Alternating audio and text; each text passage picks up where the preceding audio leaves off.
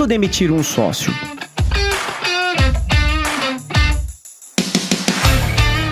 Hoje eu abro o Juridicast com uma pergunta bem direta e muito delicada. Retirar um sócio de um negócio não é tarefa simples em qualquer empresa, muito menos em um escritório de advocacia, em que esse assunto ainda é um grande tabu. Embora se trata de um tema sensível, ele cada vez mais precisa ser discutido, pois os negócios jurídicos, dia após dia, se tornam empresas mais complexas, sem espaço para sociedades pouco funcionais. Eu sou Leandro Ramos e esse é o Juridicast, o seu podcast de marketing jurídico. E para discutir um tema complexo e importante, tenho o prazer de receber mais uma vez o Juridicast, o Mário Ezequiel, sócio fundador da Bórea, uma consultoria especializada em gestão legal. Antes de fundar a Bórea, o Mário foi gestor do Matos Filho por mais de 15 anos. Mário, seja bem-vindo mais uma vez ao Juridicast. Eu que agradeço a oportunidade aí, é sempre um prazer estar aqui com você.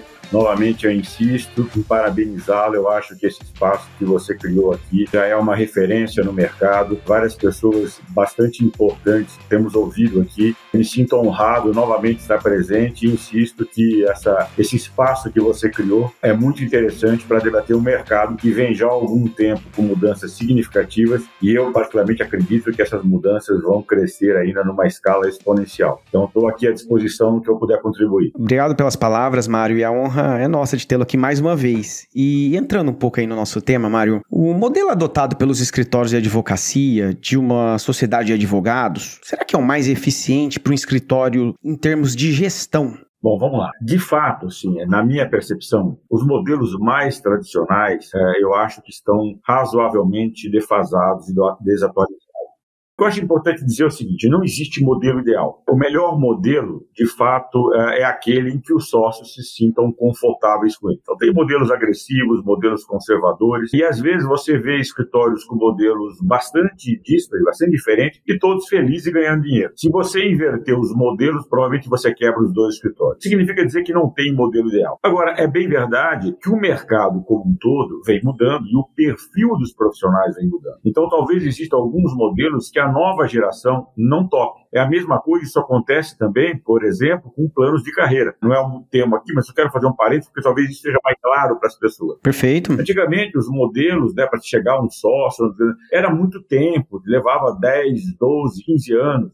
Essa nova juventude, que chegou nesse mercado de uma maneira bastante agressiva, não tem mais paciência para isso. Os modelos começaram a encurtar. As pessoas hoje, nesses escritórios com modelos mais tradicionais, têm um intervalo entre formar e chegar a sócio muito menor do que foi no passado. Por quê? Porque o perfil das pessoas mudou e os modelos tiveram que se ajustar. Quando você olha para o modelo de gestão, eu acredito que essa, digamos, comparação é a mesma coisa. Então, o modelo tem que ser aquele em que os sócios se sentam confortáveis. Eu sempre gosto de uma expressão, quando faço muito desses trabalhos com vários clientes, eu digo assim, o melhor modelo é aquele quando no final do dia você desligar a luz da sua sala e for para sua casa, você está confortável. Você pode às vezes nem saber quanto vai colocar no bolso, porque não fechou o mês ou não fechou o ano, mas você entende que as regras ali estabelecidas, elas são justas, elas são claras e para você isso faz sentido, isso o deixa confortável. Esse é o melhor modelo. E aqui ainda insistindo um pouco é o seguinte, a grande maioria dos escritórios não tem um modelo formal e a gente vai poder falar um pouco mais para frente. Quando a gente fala em modelo, a gente tem que estar atento ao seguinte, quais são os escritórios que têm realmente um modelo? Muitas vezes aquilo é seguido num acordo de cavalheiros, em que eu sou particularmente crítico, e a chance disso dar problema é muito grande, a gente está cansado de ver, e as coisas vão acontecendo, vão tocando, sem, digamos, grande profundidade no que deveria ser acordado. Então, dizendo o seguinte, só para fechar, o modelo,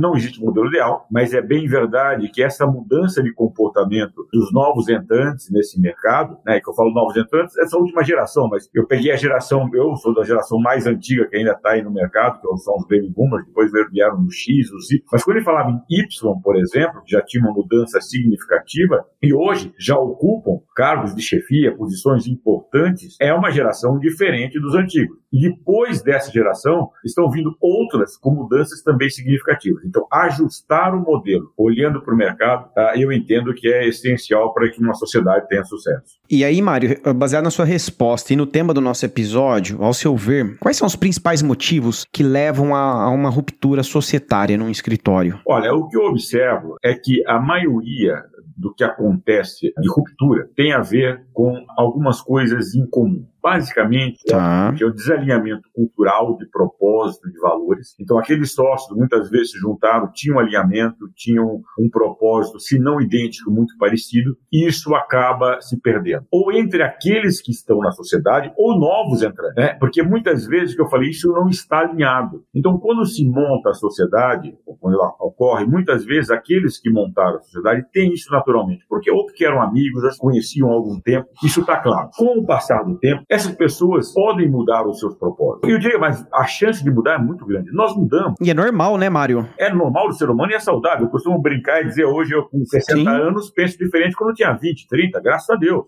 Que bom, né?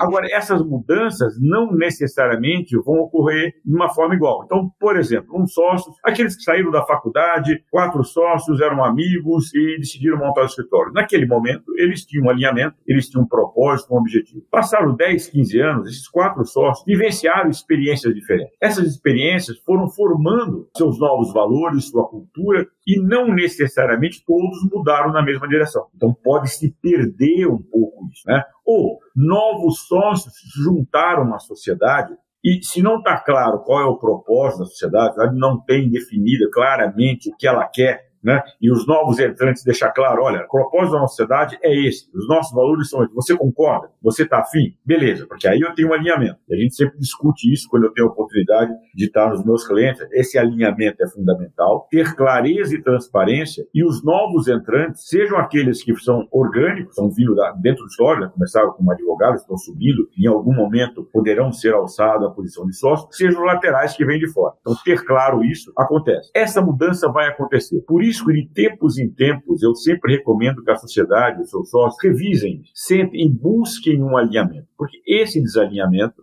ele com certeza vai existir, mas muitas vezes não é significativo, a sociedade convive com isso, nenhum problema. Eu também costumo dizer assim, ter pessoas pensando diferente é saudável para a sociedade. Quando todo mundo olha para o mesmo lado, você pode estar indo para o buraco e ninguém te alerta. Então, ter pessoas que pensem, que tragam reflexões, é saudável. O importante é que essas diferenças não sejam significativas, não envolvam, por exemplo, valores importantes para cada um, e ter claro isso. Então, essas mudanças eu sempre trago como exemplo. Eu gosto de me colocar como exemplo, né? Eu sempre fui muito workaholic, eu sempre trabalhei muito, né? Vim de uma geração assim, e pelas empresas que eu passei. Eu, antes de estar no Matos Filho, como você mencionou, que eu fui em 2000, os 20 anos que antecederam, eu sempre trabalhei em multinacionais. Trabalhei na Arthur Andersen, que era auditoria na época da faculdade. Trabalhava muito. Na época de fechamento de balanço, de novembro a fevereiro, não tinha final de semana. Réveillon, fazendo inventário, o Carrefour era meu cliente. Eu passei dia 31 de dezembro, das 7 da manhã às 9 da noite, contando a loja de Pinheiro. No dia seguinte, dia 1º, peguei um avião, fui para Curitiba contar a loja de Curitiba. Depois, passei por outras empresas. A última, antes do Matos Filho, eu estava no BCG, The Boston Consulting Group. Também trabalhava muito, entrava às vezes 8 horas da manhã num dia e saía às 16 no outro. Óbvio que isso é uma outra época. Na minha fase, na minha vida, eu já venci 2 cânceres. Hoje eu tenho um comportamento diferente, eu mudei. Eu ainda trabalho muito, dificilmente desligo o computador antes das 8 da noite, mas eu me recusaria a trabalhar todos os finais de semana.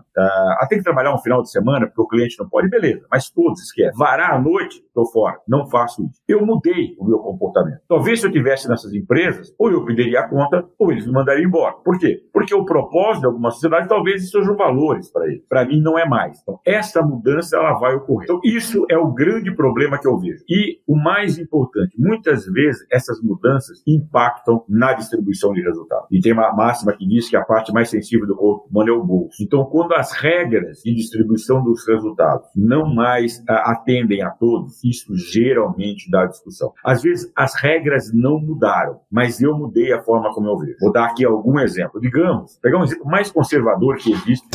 Digamos que os sócios dividam os resultados de maneira igual. Não importa quem faz o quê. Nós somos amigos, final do mês, apura o resultado, somos 4, 25% para cada um. Com o passar do tempo, de repente, alguns começam a se acomodar um pouco mais, trabalhar menos, sexta-feira já dão perdido, e o outro, essa é a postura que eu falei, workaholic, trabalha que nem um condenado. mercado. Ele começa a ver injustiça. Fala, peraí, pô, não, sacanagem. Eu trabalho sábado, domingo, eu fico até tarde no escritório. Tem sócio aqui que segunda-feira não vem. Na sexta, sai mais cedo para ir ou para a fazenda ou para a praia. E aí aquela relação que eles mesmos acordaram que era de vida igual, começa a não fazer mais sentido. Então aí, ou se ajustam as regras, desde que todos comunguem filosoficamente com isso, ou houve mudança de comportamento. E aí isso tem que ser revisto, né? Então, tem escritório, às vezes, que o sócio não quer fazer mais sócio, outros querem fazer mais sócio para crescer, perfil de clientes, mercado que queremos atuar. Então, essas mudanças que podem acontecer na sociedade e que podem impactar. Isso, em geral, é o que dá mais problema. Por isso, eu sempre recomendo que os sócios estejam sempre alinhados, que isso seja revisto. Se tem um novo acordo, transformar isso, acordar e assinar. Óbvio que se tiver um que não concorda, é uma decisão de colegiado, e se essa não concordância é algo que impacte muito, às vezes é preferível que o sócio saia, vai tocar um outro escritório, fazer outra coisa, para não ficar numa situação que vai ser desagradável para todo mundo. E aí, Mário, você trouxe a conversa de performance aqui para a mesa, né? E aí, numa empresa tradicional, quando o executivo não performa, por mais complexo que seja, ele eventualmente pode ser demitido. E numa sociedade de advogados, demitir um sócio segue essa mesma lógica? Então, esse é um ponto legal da sua pergunta. Eu entendo que sim. Tá. Primeiro ponto é tentar entender que os escritórios são empresas, são organizações empresariais. Então, se comparariam com outros negócios do mercado. É bem verdade, aqui vou fazer um parênteses, que tem as suas particularidades, né? Tem regras da OAB, tem uma série de coisas que devem ser respeitadas. Entendendo isso, mas é uma organização. É uma organização que visa lucro. E nenhum problema nisso. Eu até posso fazer serviço pro bono, e é até aconselhável, né? Eu dar uma contribuição para a sociedade, mas não é filosoficamente uma sociedade filantrópica. É uma sociedade que visa resultados e nenhum problema, como qualquer organização. Então, é uma organização empresarial respeitado, obviamente, as particularidades. Assumindo isso como pressuposto, óbvio que amanhã, se eu tenho algum sócio que não está performando ou não está entregando aquilo que foi acordado, nada mais natural do que ele sair da sociedade, seja por iniciativa dele ou por iniciativa da própria sociedade, do próprio escritório. Agora, o importante é, de novo, que a grande maioria dos escritórios não tem, é ter isso claro definido num documento. Eu sempre recomendo um acordo de cotista. Definam quais são as regras, qual é a contribuição de cada um. E aí, acordando isso, óbvio que se alguém começa a não cumprir aquilo que foi acordado, fica mais fácil de identificar isso, e fica mais fácil, eventualmente, menos doloroso e menos traumático, essa ruptura, que é da vida. Quando eu não tenho isso claro, muitas vezes isso está de maneira subliminar, pode vir a interpretação de um grupo, olha, o fulano de tal não está mais performando, está entregando. Baseado em quê? Baseado nisso, naquilo outro. Mas está escrito isso? O tal profissional que passa por esse momento, não, recusa você. Não, nunca acordamos isso. Onde está escrito que a gente combinou isso? E aí você pode ter problema. Se nós definimos o que cada sócio, qual é o papel de cada sócio, né? É bem verdade que muito disso não é uma ciência exata, não tem como definir literalmente. Com certeza. Mas você pode criar parâmetros. E ao interpretar isso, é dar essa devolutiva para aquele, olha, fulano, nós entendemos que o nosso acordo, o nosso combinado é seguir isso. Estamos percebendo que você não vem mais entregando isso. Achamos mais saudável romper com isso. Isso não necessariamente implica um final de uma amizade. É uma relação profissional. Aquilo que eu falei, esse sócio pode ter mudado, ou a sociedade pode ter mudado e esse sócio não ter acompanhado. A partir desse momento, eu entendo que isso faça sentido excluir esse sócio. Se tivermos essas regras, isso acordado entre todos, muitas vezes assinado num documento, não que isso vai ser sim, mas vai ser menos complexo, vai ser menos doloroso. E aí fica mais fácil de você, de uma certa forma, trazer isso. O que a gente observa hoje, comparado com momentos mais antigos, é que cada vez mais sociedades, pelo menos as mais organizadas, começam a ter isso de uma forma disciplinada e isso acontecendo, né? Estamos cansados de ver sociedades aí excluindo sócios pedindo para saindo da sociedade porque não concordam mais com as mudanças pelas quais o escritório está passando, e de boa, e muito sendo feliz. O escritório continua feliz porque saiu uma pessoa que não mais comungava daquilo, vieram outro, esse que saiu está feliz, ou porque montou o seu escritório, porque foi para um outro escritório com valores semelhantes, todo mundo feliz. Então, é possível isso acontecer, desde que tratamos isso com responsabilidade, com o devido cuidado e com aquilo que se espera de alguém mais sênior, alguém mais maduro, que isso faz parte do jogo. E aí, Mário, pela sua experiência, quando que se chega o momento de demitir um sócio? Aquilo que eu falei, primeiro ponto é ter essas regras claras. Tá. Ter definido o que eu espero de um sócio. Eu ter o perfil. Isso, e é óbvio que eu falei isso não é uma ciência exata, mas dá, de uma certa forma, para trazer um viés. Por exemplo, vamos trazer algumas coisas mais pragmáticas aqui.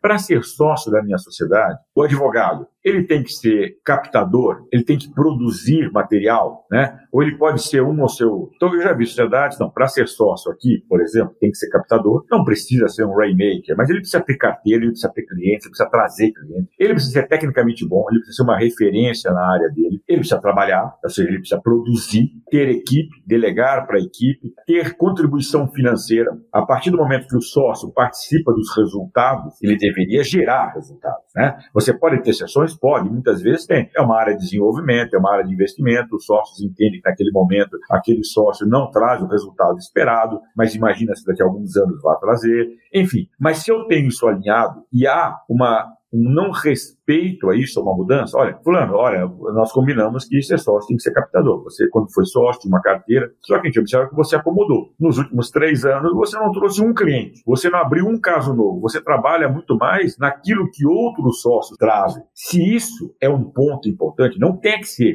né? Tem escritório que fala, não precisa trazer. Tem escritório aqui que traz cliente, que são os que prospectam, e tem outros que trabalham e estão felizes da vida. Uma mão lava a outra, as duas lavam o rosto. Beleza. Mas se eu tenho escrito e essa pessoa, a partir de um determinado momento, começa a não entregar, o outro exemplo que eu dei, nós acordamos que todos os sócios terão que trazer resultado financeiro. Tem que dar lucro, tem que ter uma carteira de clientes que gere faturamento maior do custo que ele gera para sobrar dinheiro, para ir para o bolo e para a gente dividir. Mesmo que o valor seja dividido de formas diferentes, né? E na grande maioria mas tem que gerar. Se esse sócio, a partir daquele momento, não traz mais resultado, ele dá prejuízo, ele e a equipe dele custa mais do que ele gera e produz, ele está rompendo com uma coisa que foi combinada, foi acordada. Então, esses são alguns momentos em que pode chegar o momento da ruptura. Tem outros mais delicados quando a gente fala de valores. Então, por exemplo, nós temos alguns valores, não atendemos determinado tipo de cliente, não atendemos determinado tipo de processo com os quais não comungamos filosoficamente, por mais rentáveis que possa ser,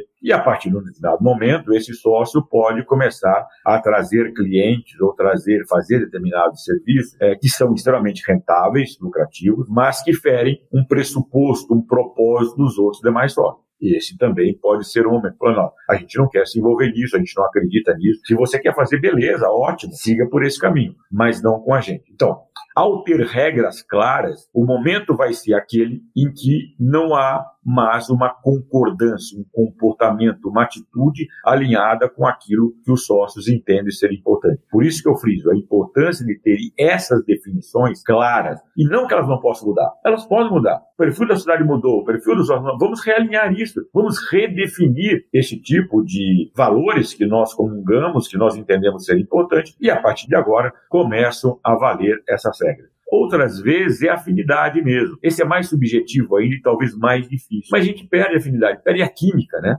Sim. Isso acontece com tudo. Isso acontece no relacionamento de amizade. Isso acontece muitas vezes em relacionamento conjugal. Marido e mulher, né? Casal, que às vezes se gostam, se respeitam, mas assim, não tem mais aquela liga, assim, desconfortável. Porque rompeu, quebrou alguma coisa. Isso pode acontecer numa relação societária. O importante é tratar isso com transparência. Tomar os devidos cuidados ao analisar esses desalinhamentos. Muitas vezes ajuda de pessoas de fora que podem contribuir, ou para buscar um alinhamento, fazer um novo acordo, fazer uma nova comunhão sobre novos pressupostos, ou eventualmente chegarmos à conclusão que é o momento de cada um seguir o seu rumo. E aí, indo para o prático, Mário, quando um sócio sai de um escritório, eventualmente uma expertise da banca pode deixar de existir. E aí, será que existe alguma forma de mitigar esse desafio? Eu entendo que sim. Tá. Leva tempo e leva investimento. Isso a gente consegue perceber em grandes bancas cujos sócios fundadores já não estão mais lá, e que o que foi feito? Foi feito um investimento em formar diferentes pessoas para que você possa ter backups, para que você possa ter pessoas que possam substituir determinados valores individuais. É mais ou menos como assumir que a marca, o escritório é maior do que o sócio, né? O todo é maior do que a soma das partes. O primeiro ponto é isso, acreditar nisso. Ao acreditar nisso, eu vou fazer investimento nesse. É óbvio que um escritório mais jovem, com sócios, uma estrutura menor, é mais difícil. Um escritório recém-formado, que tem há pouco tempo, e ele foi constituído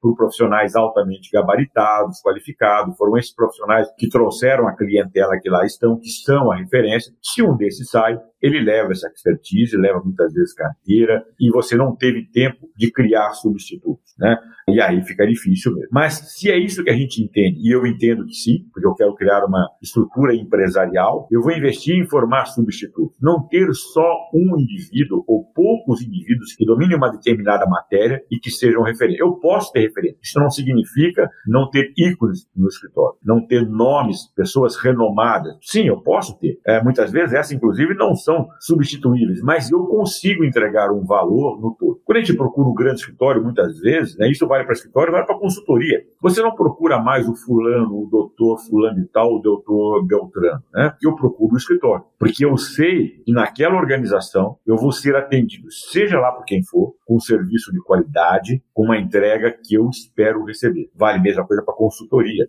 né? Consultorias mais antigas, você contrata uma empresa, uma consultoria, e não importa se é o João, a Maria ou o José que vai atender. Escritório idem. Então eu entendo que sim, porém isso demanda tempo e investimento. O que pode acontecer, e é normal isso acontecer, é alguns sócios, ou mesmo todos, não quererem isso, porque isso os valoriza, né? Então, eu sou a referência e o escritório é meu referência. Porque se eu sair, ninguém faz o que eu faço com a qualidade, com a expertise, com a habilidade que eu tenho, e o escritório vai perder muito. Então isso me dá um valor e isso muitas vezes me prende à sociedade. A sociedade, às vezes, eu posso criar problema, posso fazer um monte de coisa, mas não posso ser excluído da sociedade, ou não é o desejo da sociedade, porque eu agrego valor que não poderia ser substituído no curto prazo. Então eu sempre, pode acontecer, vou ser sempre contra esse investimento. Eu vou boicotar, eu não vou treinar pessoas, eu não vou passar conhecimento, que eu acho que é um absurdo hoje em dia, né? Assim, você comungar isso com outros, todos ganham, né? Eu estou cansado de ver a sociedade, inclusive pessoas, ao distribuir a sua informação, a comungar, compartilhar conhecimento, essa pessoa também cresce, né? Aquilo que eu falei um pouco atrás, uma mão lava a outra e as duas lavam o rosto, né? Até porque hoje em dia, com a mudança dos conhecimentos, com o acesso a conhecimento completamente difundido através de tecnologias, guardar isso é uma besteira. Até porque também conhecimento cada vez mais é perecível. Como o Cota falou lá um tempo atrás, o de hoje eu tenho que aprender, desaprender para reaprender. Verdades que até então eram importantes foram desconstruídas. Então guardar para mim isso não significa que eu vou ter esse poder para sempre. No passado talvez tivesse algum valor. Não, eu sei isso aqui, eu não vou ensinar ninguém, porque eu vou guardar isso enquanto eu for vivo, eu tenho esse conhecimento, e se ninguém mais tiver, eu tenho um diferencial competitivo. Acontece que o acesso a isso hoje é muito grande, não dá para guardar, se falar. Mais do que isso, muito dessas informações deixam de existir, mudanças vão acontecendo e aquilo que valia não vale mais. Eu perdi aquilo derreteu. Então aquilo que eu imaginava ter como poder, eu perco. E se eu não compartilhei, eu corro o risco de amanhã outros que lá estão não estarem a fim de compartilhar comigo. E aí eu fiquei sozinho. Por isso que assim, imaginando, como o próprio nome diz, uma sociedade, há que se pensar em socializar o conhecimento e, portanto, aí eu formo sucessores, eu formo uma estrutura que, independentemente do fulano, ciclano e beltrano, a sociedade consegue entregar um serviço de qualidade. E, Mário, como comunicar a saída de um sócio para clientes e colaboradores? Às vezes essa situação, ela gera muito desconforto, pelo que eu observo.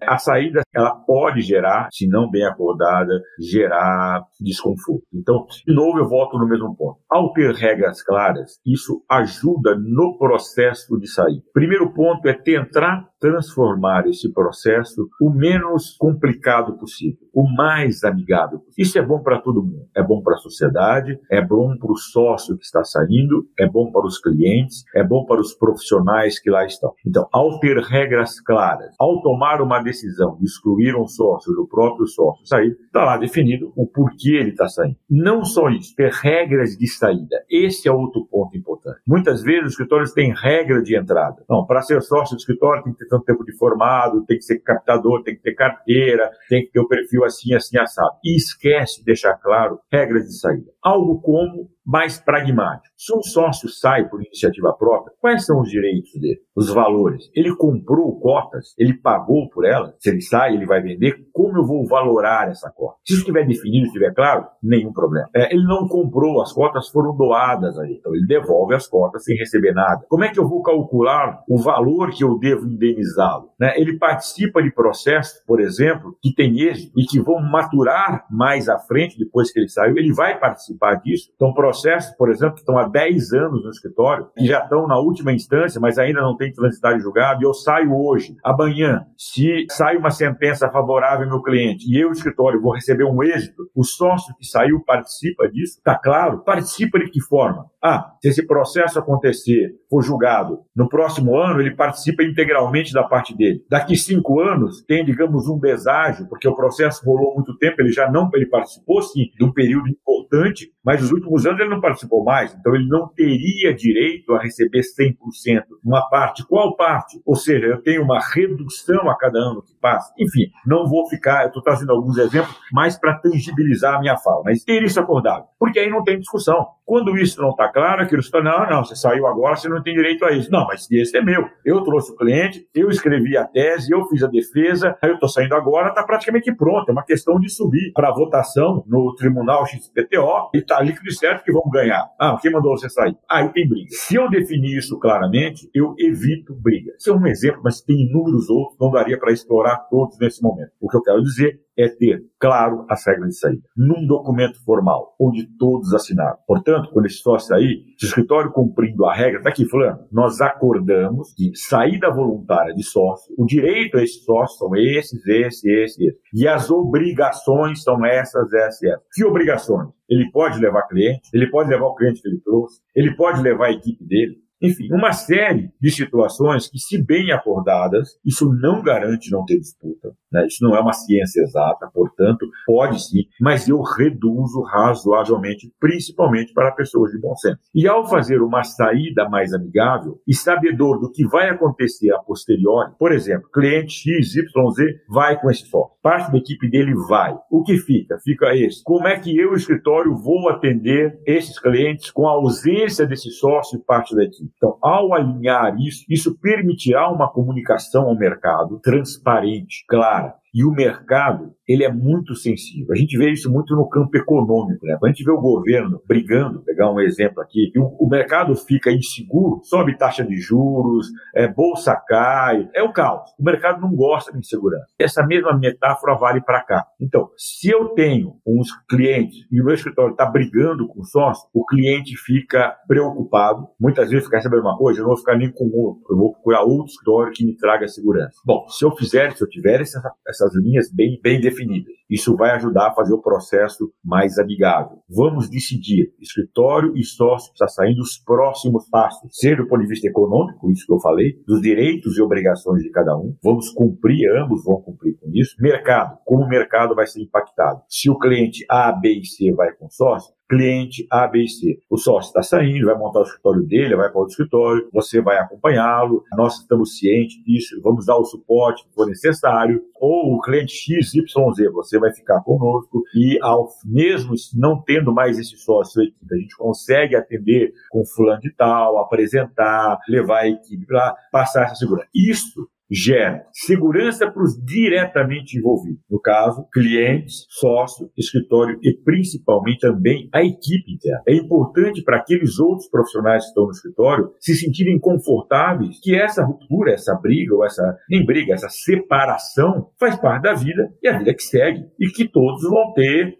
condições de continuar trabalhando. Isso traz tranquilidade e calma. Terceiro, o mercado como um todo, o ambiente jurídico como um todo, isso mostra maturidade, isso mostra responsabilidade, isso mostra profissionalismo, de modo que amanhã, e o mercado fica sabendo, não cliente, uma outra empresa que hoje não é cliente, sabedor disso, vai continuar, vai ter uma referência muito positiva desse sócio e desse sócio que saiu. Até, inclusive, para um dia recebê-los, receber uma proposta e até trabalhar em conjunto. Então, de novo, essa harmonia, ela ajuda muito no processo de comunicação ao mercado, trazendo resultados positivos para todos os envolvidos. E, Mário, como como você bem colocou, isso não é um processo racional, né? E eu já observei aqui em alguns escritórios uma relação desgastada entre sócios, mas que a sociedade às vezes não é desfeita por uma questão financeira ou ainda até algum envolvimento emotivo que tem entre esses sócios, né? E aí, bem objetivo, você acha que vale manter sociedades que estão disfuncionais? Que é uma visão muito pessoal, muito particular, e sendo objetivo, respondendo direto, acho que não. Tá. E baseado em quê? Baseado no primeiro ponto que a gente falou lá atrás, quando a gente começou a falar. Isso é uma sociedade empresarial. Famosa frase, amigos, negócios à parte. Então, se isso aqui é uma estrutura empresarial, respeitando todas as regras que regem essa sociedade, que disciplina essa sociedade, é uma sociedade empresarial. De visa lucro, isso aqui não é uma fundação, imagino eu. Portanto, se há um desalinhamento, não me parece fazer sentido manter. Eu acho que isso é muito desgastante. As oportunidades que eu tive de presenciar situações como essa que você descreveu há pouco, é muito desgastante para todos. É desgastante para os sócios que não comungam com esse sócio em particular, ou às vezes até um grupo de sócios. É desgastante para esse sócio que não está confortável lá e não toma a decisão de sair. É desconfortável para os colaboradores, para os profissionais que lá estão, advogados, estagiários, se tem uma discussão, se tem briga, se tem desalinhamento, isso gera um desgaste muito grande. Pessoas que têm a oportunidade de sair, se tiverem, vão sair, e você pode perder bons advogados, bons administradores, bons estagiários, porque não querem conviver num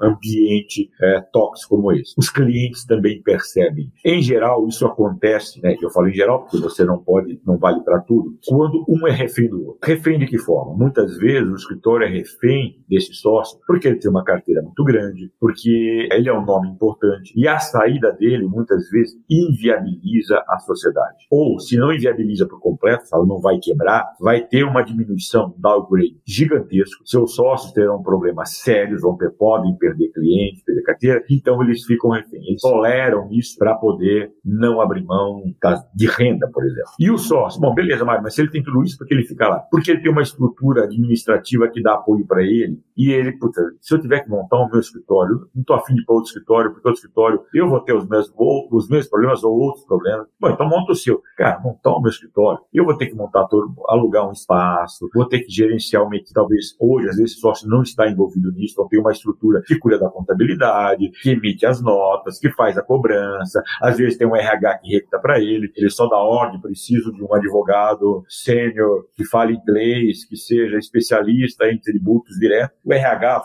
alguém vai lá, contrata, traz para ele. Se ele vai montar o escritório, ele vai ter que dedicar muito do tempo dele nisso. Ele fala, não tenho paciência para isso, não quero isso, eu quero advogar. Então ele aceita ficar nessa situação, porque ele tem um contraponto, toda essa estrutura administrativa, tudo isso montado, tem um nome, o escritório já tem uma marca que ele usa, ele está confortável. Veja, então todos se acomodam com essas vantagens que cada um vê um no outro, mas tem uma série de desvantagens. De novo, eu insisto o seguinte, é bem verdade que numa sociedade, à medida que o tempo vai passando e vai crescendo, você não vai comungar de tudo, né? Não vai ter aquela coisa que eu concordo com tudo. Então eu vou ter que abrir mão de algumas coisas. No final, todo mundo abre mão de alguma coisa. Mas às vezes, o pró é muito maior do que o contra. Então eu abro mão de algumas coisas porque eu tenho determinados benefícios, determinadas comodidades, retorno, que para mim são mais vantajosos do que o desgosto que eu tenho. Normal, isso faz parte de relações, isso faz parte de convívio. O que não pode, quando esse desalinhamento, esse desgaste, ele é muito grande. E o que você fala, eu entendo, porque eu já vi várias vezes, é briga direta. Muitas vezes são profissionais da mesma família. Aí é mais desgastante ainda. Às vezes são irmãos, escritório do pai, os filhos se formaram, foram todos para o escritório, viraram sócios e acabam brigando. Às vezes vem genro e vem nora, que entra no circuito e não se dá com a outra nora. E aí começa a ter aquela briga gigantesca. O que eu entendo? É melhor sentar. Primeiro eu tenho que ter claro, se antes de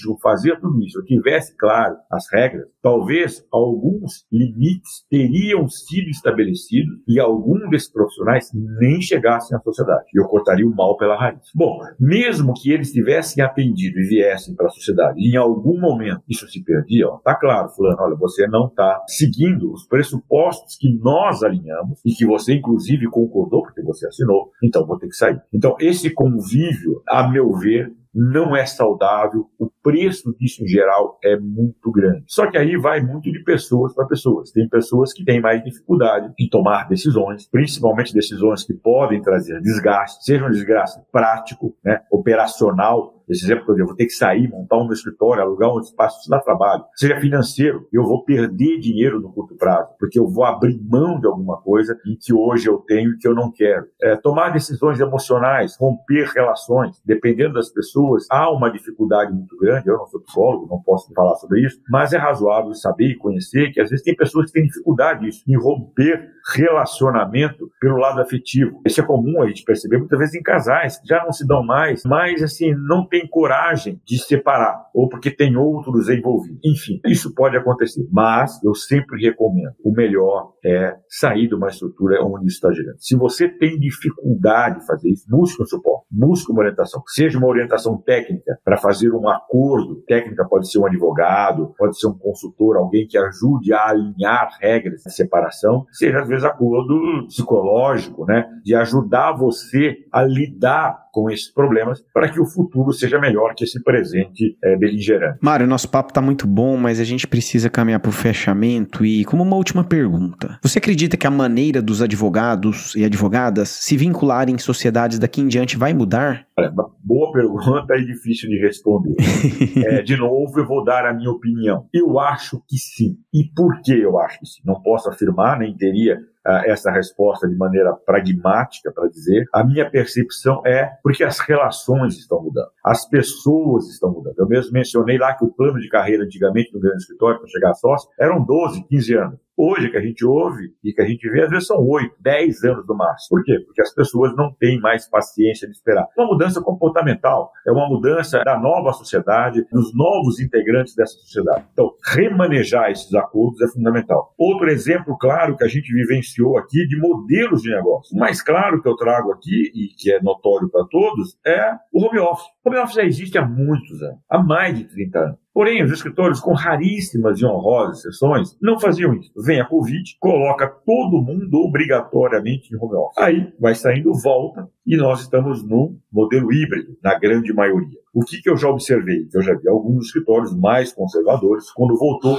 falou, não, sócio conservador. Aqui não tem híbrido, coisa nenhuma. Todo mundo presencial. O que aconteceu? Alguns perderam 10, 15, 20% do grupo. O advogado não volta. Todos os dias eu não volto. E por que ele não volta? Porque ele tem opção. Se ele não tivesse opção, ele voltava. Mas tem um monte de escritórios que adotaram o híbrido. Não, eu até aceito, tá 2 dias aí no escritório, 3x2 ou 2x3, mas eu quero alguns dias em home office. Por quê? Porque eu me adaptei, porque eu acho saudável, qualidade de vida, muitas pessoas muitas vezes moram longe, perdem um tempo gigantesco. Então, o mercado mudou, o comportamento mudou. Isso fez com que os modelos de negócio mudaram. Aqueles que se mantiveram no modelo radical estão tendo problemas. Ou eles se adaptam, e esse exemplo que eu dei se adaptou, cedeu, não gostaria, mas vou ter que ceder. Por quê? Porque o advogado, o estagiário, ele tem opção. Então, quando o mercado lhe dá opção, eu não vou para cima, eu vou para o escritório. Eles lá estão contratando assim. Então, isso vale o seguinte, eu poderia ficar dando inúmeros exemplos aqui, mas como você falou, estamos chegando no final e eu falo muito, né? Eu gosto muito do que eu falo, e eu me empolgo. Mas é um tema bom, né, Mário? A gente está aqui numa conversa aqui de altíssimo nível, então tá valendo. Então, não vou trazer mais exemplos, mas basicamente eu acredito nisso. A sociedade está mudando, as pessoas estão mudando, comportamentos estão mudando. Portanto, é razoável imaginar que os acordos societários, essas relações irão mudar. E, portanto, devemos reescrever. E quando eu falo reescrever, não é só o fato de estar no papel, de escrever um acordo, mas de acordar, de combinar, ter combinados diferentes do que a gente viveu e vive até hoje. Então, frente a isso, estamos falando de metaverso, a gente não sabe o que vai vingar, o que não vai vingar. Muito disso, obviamente, não vinga, a gente viu uma série de coisas do passado, mas outros tantos vingam, outros tantos acabam acontecendo. E, portanto, eu devo me ajustar nisso. E a gente fica, às vezes, com uma visão, realmente, eu sou de uma geração mais antiga que a sua, eu, felizmente, sou muito adepto a essas mudanças. Eu gosto muito, eu falo diferente, eu gosto disso e procuro acompanhar. Óbvio que eu não consigo na mesma velocidade de 20 anos, mas eu procuro retardar um pouco, o máximo que eu puder isso, porque eu acho que está mudando e eu também tenho que me adaptar e mudar. Então, esse entendimento me leva a acreditar, sim, que essas relações vão mudar e que os modelos de negócio operacional vão passar por transformações. E aqueles que estiverem mais atentos e agirem e reagirem mais rapidamente terão um futuro melhor do que aqueles que forem refratários e ficarem no modelo conservador. Muito bom, Mário. A gente discutiu um assunto aqui importante, denso, mas de uma forma muito fluida. Então, muito obrigado. Acho que você trouxe aí insights poderosíssimos, né, para o nosso ouvinte. E agradeço a sua participação mais uma vez aqui no Juridicast. E fica já o convite para você voltar novamente. Bom, eu que agradeço a oportunidade. Como eu falei lá atrás, eu parabenizo, porque eu acho que assim, cada vez mais obrigado. Essas discussões, esses debates, ninguém é dono da verdade, mas trazer pensamentos díspares, pensamentos diferentes, farão com que a gente encontre mais rapidamente o caminho certo. E estarei sempre à disposição, é sempre um prazer aqui, eu gosto muito de compartilhar isso, e podendo ser contributivo, podendo ser útil, conte comigo. Obrigado, Mário.